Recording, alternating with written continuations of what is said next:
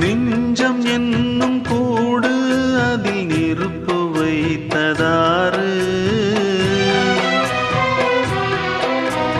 துன்பம் வந்த போதும் அதை துடைப்பதிங்கு யாரு? கலங்கும் போது சேரு, அது தெளியும் போது நீரு. கடவுள் போட்ட கோடு அதை திருத்த போவதாறு? வெந்த புண்ணும் ஆறிடுமா? வேதனை தான் தீர்ந்திடுமா? விண்ணுக்கும் மண்ணுக்கும் சம்பந்தம் உண்டுன்னு சொன்னது யாரு? அது மன்னவன் பேரு. அந்த வானத்தை போல மனம் படைச்ச மன்னவனே, பனி துளிய போல குணம் படைச்ச தென்னவனே.